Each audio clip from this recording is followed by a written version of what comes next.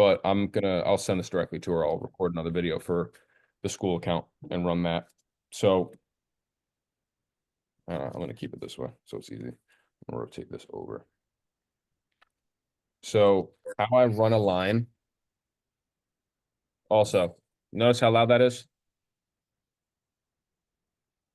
The second I run it into the ink, it'll quiet down the slightest bit. Right. I'm gonna fuck around with it a little bit, kind of feel it out before I just run straight into lines. Let's see what you guys can see, what you can't. So I have to move the camera a little bit. I might have to go to the side. Like this. I'm gonna mess with it a little bit. But right here, I'm taking my middle finger, making contact with the skin. All right, this is about to bother me if this doesn't focus. Making contact with the skin. And then what I do, go right back with my elbow. Right now, I'm just testing the fake skin because I don't typically run fake skin. So I'm trying to figure out the difference between fake skin and real skin so I don't guide you guys wrong when it comes to real skin. Yeah, that's not too bad. Definitely looks a little bit light, but it's not too bad. All right. So this actually might be better rather than using the fucking camera. I'm just going to run directly off of the FaceTime and run it this way. Let me know what you guys like better regarding like view. So the way that I run my lines,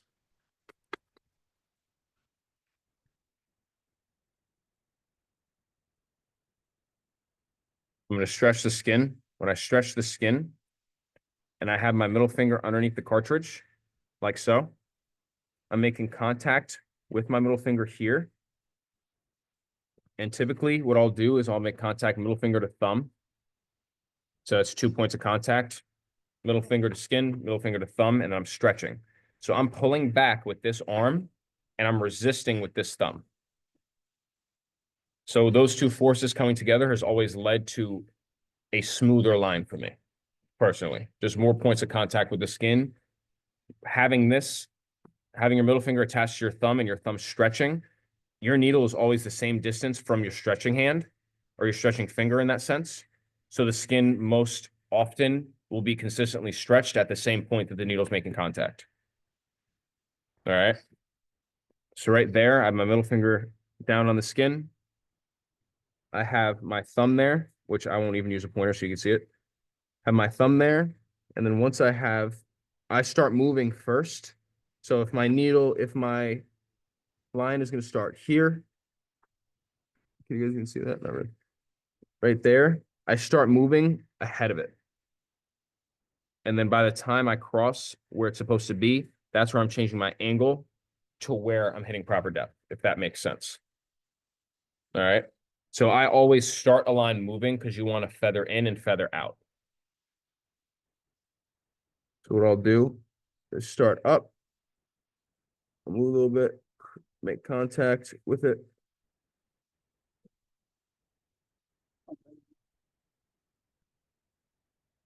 Contact with it. And I'll move my elbow back. So that is typically how I run a line, which I'm not liking fixing it. All my shit is like not quieting.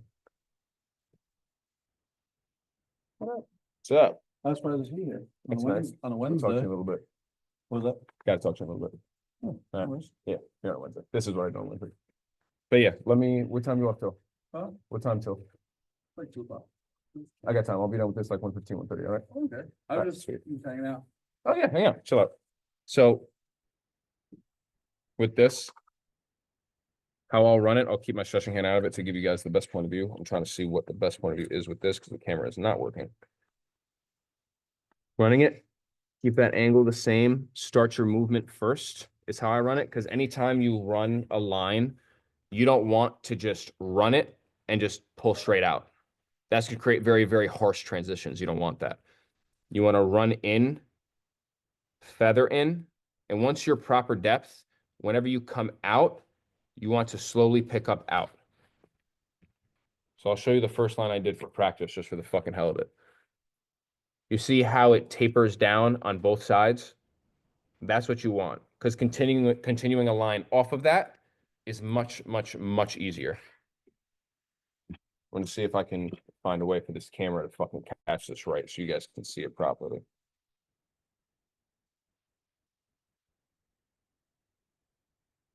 So if I continue off of that line, if I continue off of this line right here, I gotta fucking pull the switch over here. If I continue off this line right here, then we're looking at something more like this. On the skin. Making contact there. I have no fucking ink. Making contact there. And now I'm full depth. And now I'm pulling out. Right? So if you noticed, the last line ended here. I entered here. All right? So I'm entering the skin about halfway into the previous line. So you see how seamless that is? It's not fully seamless because it's dumbass fake skin, but you see right through here, the transition occurred from here to there. So again, if I run a line, again, I'm trying to fucking get this so you guys can see my full fucking hand motion. So I do apologize. I'm literally holding the camera up, balancing it with my fucking head. So right here, I'm just going to draw a line, guiding with my elbow.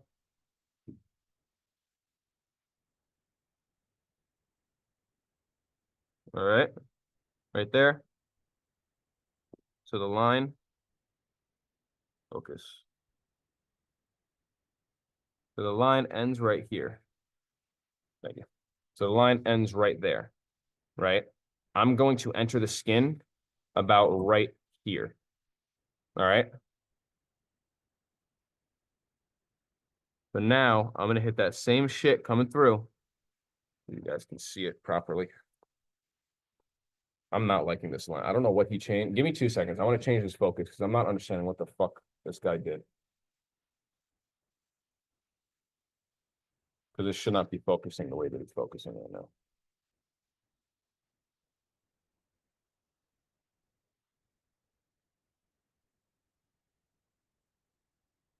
Just hold that stand so it doesn't fall forward. Yeah. All right. So let's see how this holds better. All right. Okay, turn that out a little bit more. There. All right. Is that better? That's so much fucking better. All right. So now I'm entering where this dot is, right there. And then I'm hitting proper depth by that dot. What's up, brother? So I'm coming in. Again, I'm going to guide with my elbow. Coming down. I'm in the skin. Now I'm full depth. Now we'll pull out, right? See how that's more seamless of a line? So that's how I'll run my lines. I'm running it like this, and to create less friction in the skin, I'm dragging the needle back. I'm dragging the needle back rather than what a couple artists will do and push the needle in forward.